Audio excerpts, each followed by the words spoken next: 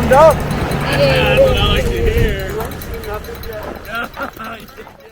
I think now that I've experienced Arrowhead, I would consider it a survival event as opposed to simply an endurance event or you know, a race. Now that I've been out there and been kind of subject to the elements of the cold and the solitude, lack of sleep, periods of just being scared and a bit of fear, I suppose, I think I'd call it a survival event. Yeah, weather-wise, I think we got a really, believe it or not, even at 30 below wind chill, that's a really good year. My bike setup was good. I had enough water. My water didn't freeze. That was a big concern of mine. Dude, my mustache is gross. It's looking good. You got a little snack on there for later. And I would start to struggle during one of the phases of the race between checkpoints, as I would start to think about how I was going to see Andy and Trent at the checkpoint, and that fueled me a lot because I knew I would get encouragement. I knew I would get just good advice, and I knew I was going to talk to some people that believed in me and that knew I could do this, because you start to question yourself out there. I was trying to put together when I crashed, and I want to say it was after Mel George, so after like the halfway point, but I don't think much past it. I'm guessing like mile 80, 85, something like that. So yeah, I was going pretty slow. I think I just caught my tire in a rut and just kind of fell over. At one point I jumped on the saddle and I could feel the nose rubbing on my thigh.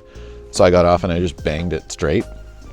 I think it might have lowered a little bit when I did that, or when I had crashed, but yeah, I didn't notice the handlebars. And it's interesting because riding for that long with the crooked handlebars, it didn't seem to bother me. Yeah, I mean, you saw they were wicked crooked.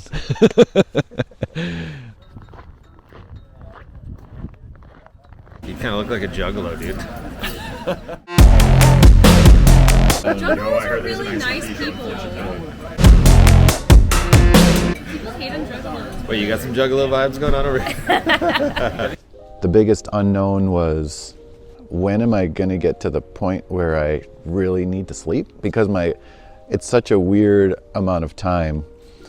It's like my goal was to do it in 25 hours or thereabouts, and I figured I could go that long without sleep. When was like the sleep monster gonna creep up on me, and when would I really start to struggle with just staying awake? I think the other was just how I would deal with that cold of weather for that long a period of time. When I trained, I trained for upwards of 5 hours for rides, and that can give you a taste a little bit, but that's nothing like being out there for 20 plus hours in those cold temperatures. Keep on ripping. Woo!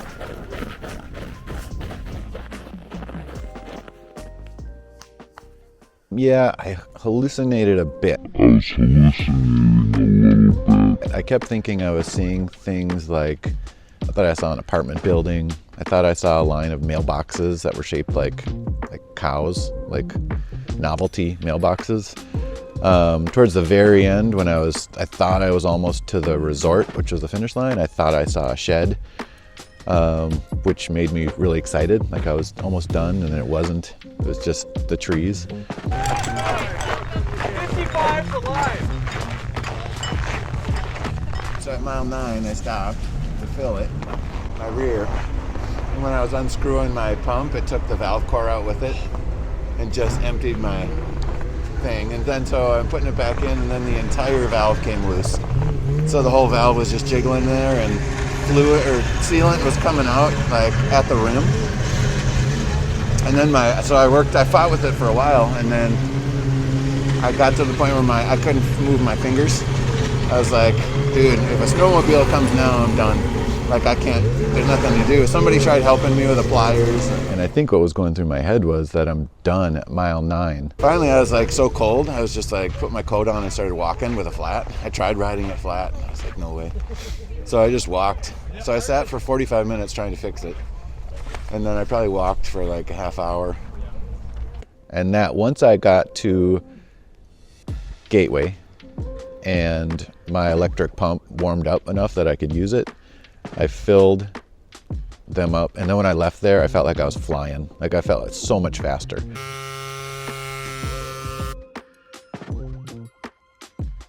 In one of my pogies, I had sweet items. So I had like fig bars and Bobos, peanut butter and jelly. And then in my other pogie, I had salty stuff. So I had like a pretzel, Cheeto kind of whatever, pub mix it's called. And in the pub mix, I also snuck in a few Reese's peanut butter cups. And every once in a while I would get one and it was like jackpot. It was so good whenever I would get one of those. At Mel George, they had grilled cheese and that was so good. And everybody told me, look forward to the grilled cheese.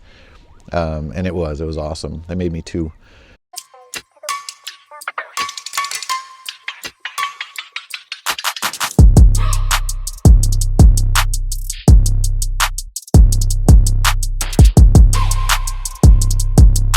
I just remember being so relieved to know that I was done. Also, like a ton of gratitude because Andy and Trent were there. They'd been there the whole race with me, and to see them there, like ringing cowbells and yelling, that was awesome. I was so grateful. Nice work. Heck yeah, buddy. And also, I guess a bit of pride in that I finally made it, because I kept just thinking, especially at the 3rd checkpoint, I thought there's no way. What? You got to ride back. Yeah, so this is the point to start. What's your number? 55.